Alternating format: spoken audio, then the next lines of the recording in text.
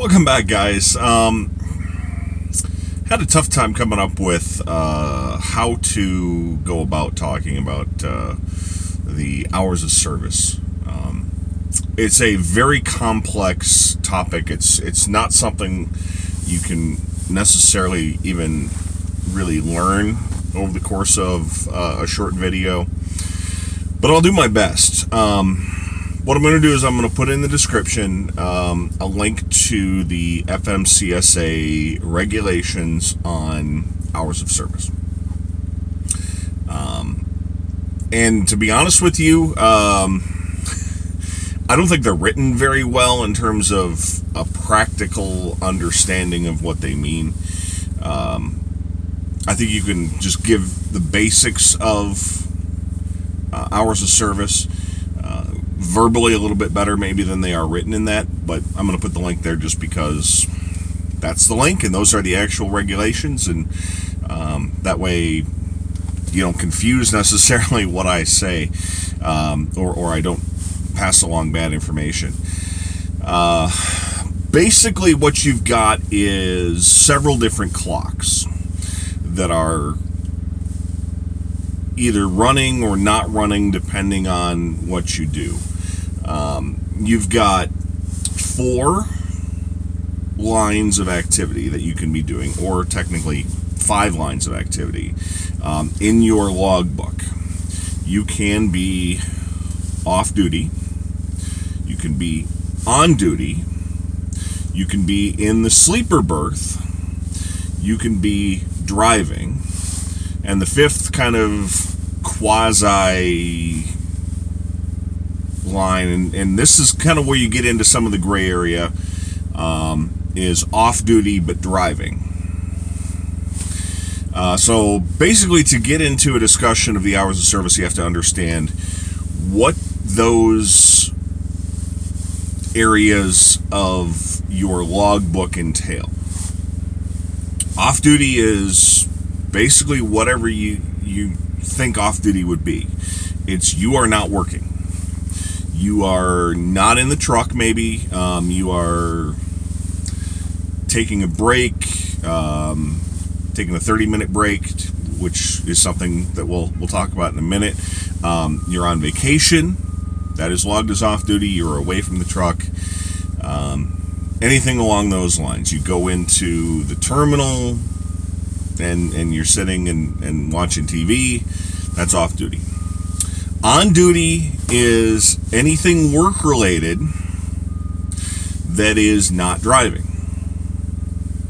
So if you are working, if you are going into the terminal to pick up paperwork, or going into a shipper or receiver to pick up paperwork, if you're going into the terminal to talk to your fleet manager, if you are doing a pre-trip or a post-trip inspection of your vehicle, if you are pulled over on the side of the road being inspected by a DOT officer, things along those lines. That is if you are actively unloading your vehicle.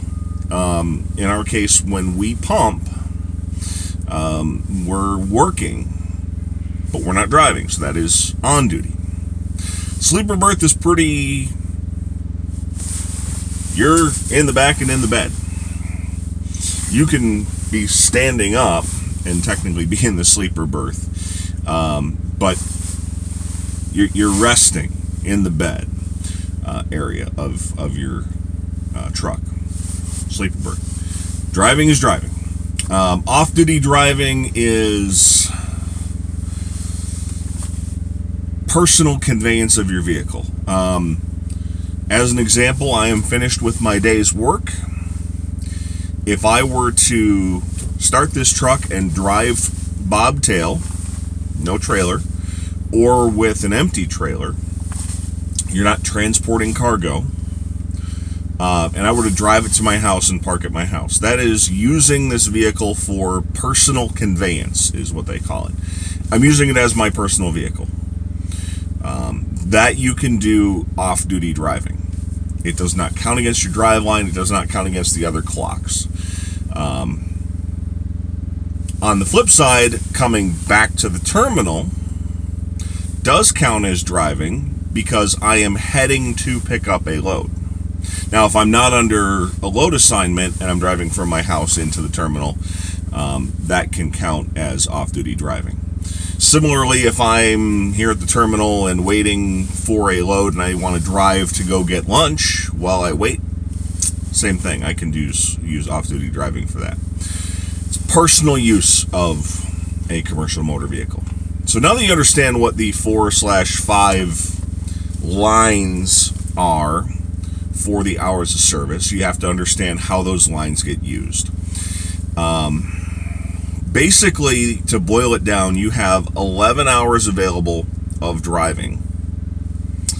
And those 11 hours must be completed within a 14-hour period. So basically, if you start driving at 6 a.m., you have 11 hours of drive time that must be completed by 8 p.m. Now, if you drive from 6 a.m. until, let's say, noon, you've driven 6 hours, and you stop for a few hours, maybe 4 hours, 5 hours. Let's just say 5 hours. You stop for 5 hours. So it's 5 p.m. You don't still have 5 more hours of driving available because the 14 hours, that 11 hours of driving within a 14-hour period, that 14-hour clock never stops. So you are done at 8 p.m. With no exceptions. The only exception is if you stop and you take a full, then 10-hour break. The most confusing part ends up being an 8-2 split. We can talk about that. That is near impossible to... I think it's one of those you have to do it a bunch and get used to it. But bottom line, if you drive from 6 a.m. until noon, and you take a 10-hour break, so it's 10 p.m., you have another 11 full hours of driving available in the next 14-hour period. If you drive, however, from 6 a.m. until noon, you take a break, and there's the next part, is that 11 hours. You can't drive 11 hours consecutively. Within the first 8 hours of that 11 hours, you have to take a 30-minute break. It's called a DOT 30-minute mandated break. So you'll hear people say, I'm on my DOT 30, or I'm on my 30-minute break. The next part is a 60-hour or 70-hour clock. And basically what that says is within an 8-day period, you can only use 70 hours of driving and on-duty time. So you combine your work time, your driving time, and your on-duty time. Remember, working is on-duty time, driving is obviously working time. You can only work 70 hours within an 8-hour period. If you start doing the math, if you use all 11 hours every single day, you are going to run out of time eventually. By the end of your, by the end of 7 days, you'll actually have used more than 70 hours. You'll have used 77 hours. So they've built in what's called a 34-hour restart.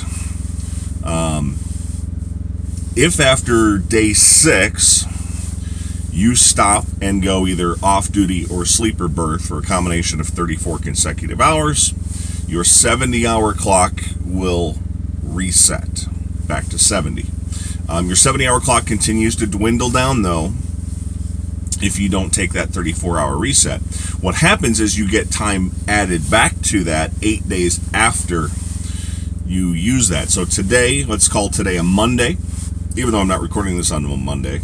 Next Tuesday, whatever hours I drive today and go on duty. So let's say I was on duty and drove a combined 8 hours today. Next Tuesday, I get 8 hours added back to my 70-hour clock. Like I said, it's very difficult to explain. It's one of those that you practice it, you see it in action, and it makes a ton more sense. That's the only thing that I can really explain.